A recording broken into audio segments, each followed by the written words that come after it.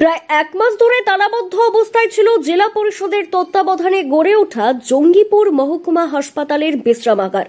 দীর্ঘদিন ধরে রোগী ও তাদের পরিজনরা সমস্যায় পড়ছিলেন বিশ্রামের জায়গা না পেয়ে।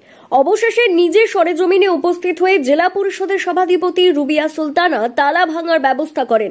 তার উপস্থিতিতেই খুলে দেওয়া হয় বিশ্রামাগারের দরজা। ফলে স্বস্তির নিঃশ্বাস ফেলেছেন রোগী ও তাদের পরিবার। 5 মাস আগে আমরা জঙ্গিপুর যে হসপিটাল, সেই হসপিটালের পাশে আমাদের জেলা পরিষদের বিশ্রামাগার আছে, যেটা জেলা পরিষদেরই অন্তর্গত এবং সেটা 3 বছর পর পর বিগত দিন থেকে 3 বছর পর পরই সেটা নতুনভাবে টেন্ডার করা হয় এবং সেটা একটা চুক্তির মাধ্যমে দুজনের মধ্যে আন্ডারস্ট্যান্ডিং হয় যে তারা এই বিশ্রামাগারটা পরিচালনা করবেন।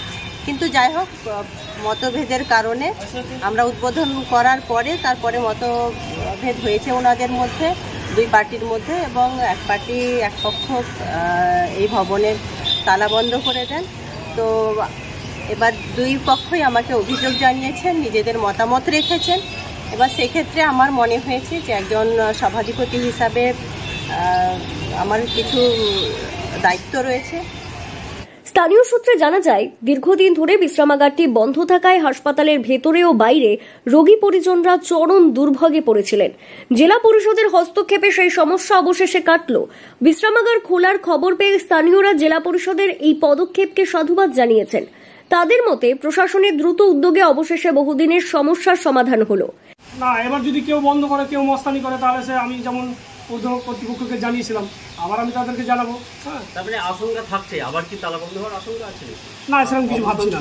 বললেন ম্যাডাম যে না, ম্যাডাম আমাকে একদম 100% আশ্বস্ত করেছে যে আপনি আপনার মতো করে চালাবেন, হ্যাঁ, যাতে কোনো বিশৃঙ্খলা না ঘটে।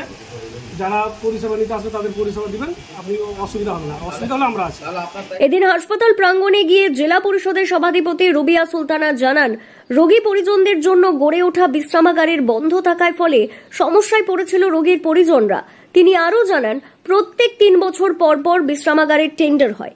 সেই টেন্ডার দুই ঠিকাদার নিজেদের মধ্যে চুক্তির মাধ্যমে পরিচালনা করছিলেন বলে জানা যায়। দুই ঠিকাদার মতভেদের কারণে এক পক্ষ বিশ্রামাগারটি বন্ধ করে দেয়। দুজনই আমাকে লিখিতভাবে অভিযোগ জানান। সভাধিপতি হিসেবে আমার দায়িত্ব রয়েছে, আমার মনে হয় আমার আসা উচিত। তারপর দুই ঠিকাদারের সঙ্গে আমি কথা বলি, এই বিষয়ে তাদেরকে আলোচনার মধ্যে আসতে বলি। এরকম ভাবে তালাবদ্ধ করে দেওয়া ঠিক নয়। যারা হাসপাতালে রোগীর পরিজনরা, আত্মীয়রা রয়েছেন, তাদের খুব অসুবিধে হচ্ছে। দুই পক্ষ সহমত প্রকাশ করে বলে জানা যায়। আজকে তালা খুলে দেওয়া হয়। তালা খুলে দেওয়ার পর খুশি প্রকাশ করেছেন রোগীর আত্মীয়রাও। তারা জানিয়েছেন, এবার অন্তত রাতে বিশ্রামের জন্য একটু জায়গা পাওয়া যাবে। এটা অ্যাকচুয়ালি আমি দেখতে চেয়েছিলাম, কিন্তু রিটেন চুক্তি আমি সেরমভাবে আমার মনে হয়নি যে সেটা গ্রহণযোগ্যতা রয়েছে, যেটা আমাকে দেখানো হয়েছে। তো যার জন্য আমার এটা ঠিক মনে হচ্ছে বলে বা ঠিক মনে হয়েছে। কিন্তু এখন তারা পুরোটাই সমর্থন করছেন যে না, এটা হয়তো আগেও বসে ঠিক করা যেত। মুর্শিদাবাদ থেকে তন্ময় মণ্ডলের রিপোর্ট, লোকাল 18 বাংলা।